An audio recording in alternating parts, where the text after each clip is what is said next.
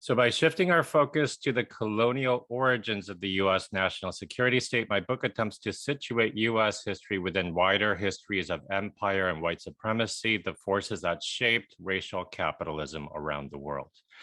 If we recognize the United States not as a multicultural nation that welcomes and supposedly embraces diversity, but as an empire rooted in white supremacy, from its very founding to today, we can see readily how its laws have been fundamental to empire.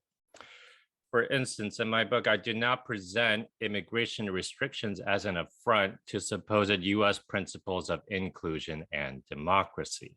Rather, I argue that immigration restrictions based on racial backgrounds and radical politics can be understood as an ongoing instrument of the US national security state, a means to silence and arrest unruly subjects from articulating and circulating revolutionary ideas and organizing revolutionary movements across the Pacific.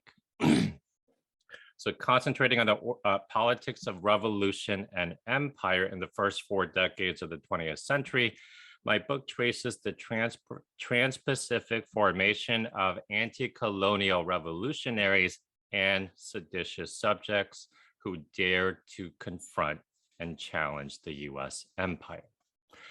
The vilification of Asia and Asians as the yellow peril, of course, has long been a staple of so-called Western civilization, but it took on a distinctly revolutionary and counter-revolutionary character during and after the Philippine-American War. The Spanish-American War and its aftermath extended US colonial claims across the vast Pacific, generating new strains and fictions on what it meant to be incorporated and foreign within the lands and spaces under US sovereignty.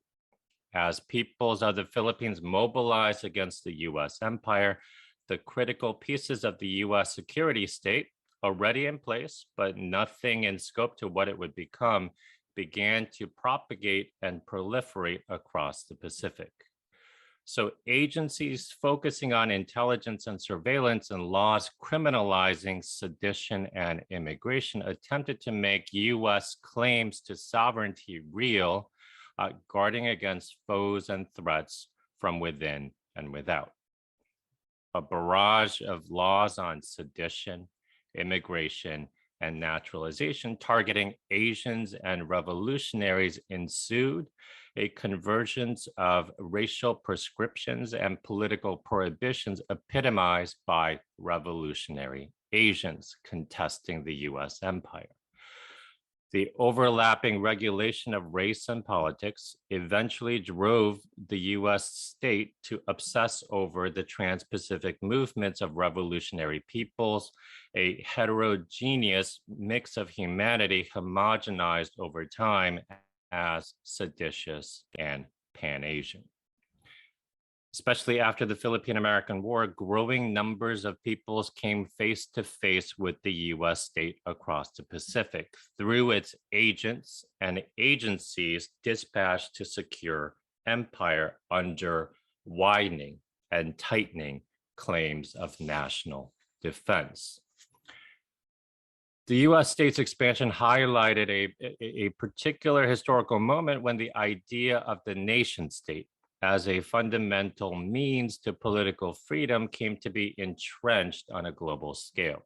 So with imperial states and colonial subjects increasingly adopting the nation state form, empires became big nations and colonies became little nations, as President Theodore Roosevelt put it in 1905, all abstractly equal, but patently unequal.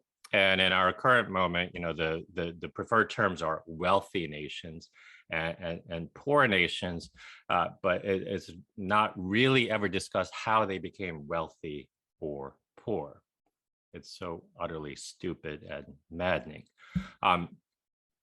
In that world of nations, in the beginning of the 20th century, the US state criminalized revolutionary ideas and revolutionary movements that challenged the emerging world order, which was really little more than empires in new clothes, as seditious, crimes presumably against the sanctity and security of the nation.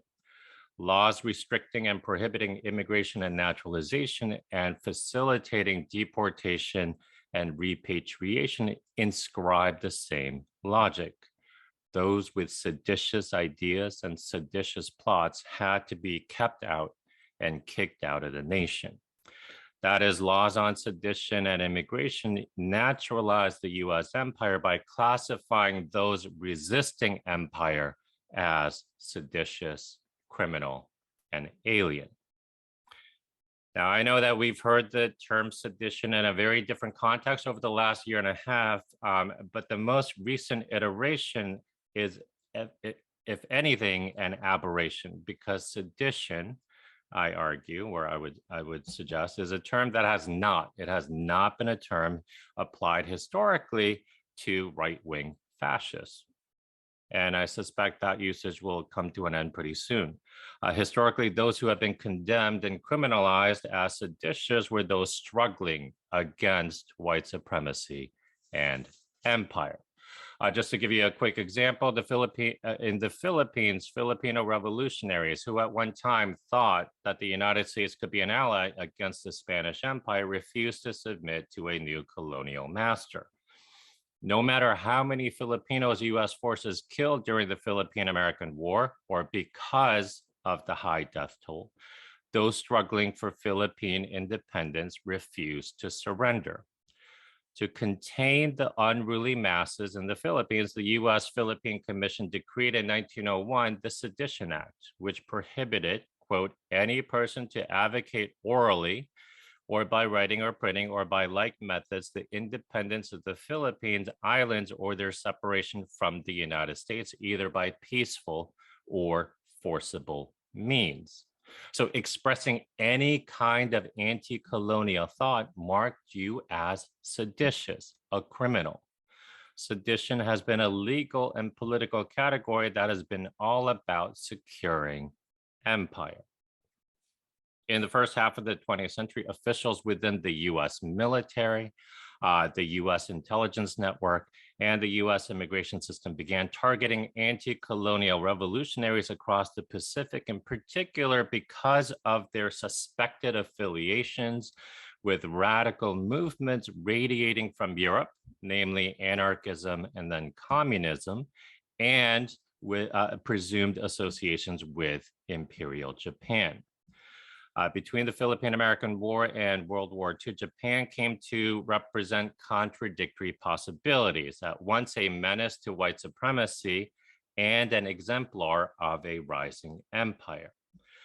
If the former could inspire visions of racial justice, that dual image, a racial enemy and an imperial rival, galvanized trans-imperial campaigns to vilify Japan and anyone who might affiliate with Japan to lead a pan-Asian struggle against worldwide white supremacy. So potential affiliation with Imperial Japan marked different peoples racially and politically as revolutionary and seditious. Deflecting and projecting radical movements against the US empire onto Imperial Japan in the process made the US empire seemingly defensible. So across the US empire, from the Philippines to Hawaii to California and beyond, the US state melded the yellow peril and the red scare to contain waves of seditious subjects who seemingly incited and warranted state violence. And I would submit that was race at work. So even as liberal narratives of US history and my field of Asian American history promote diversity and equality as hallmarks of the American nation, the overflowing archive of the US state betrays a history of white masculine domination that exposes, occludes, and advances its colonial mission. Colonial authorities claimed unilateral sovereignty, all the while aware of the limits of their claims.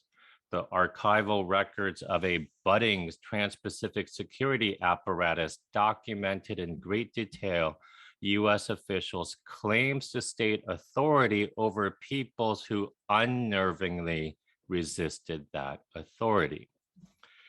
As those officials sought endlessly for security, they got glimpses of radical movements and interracial solidarities that could not but produce greater insecurity.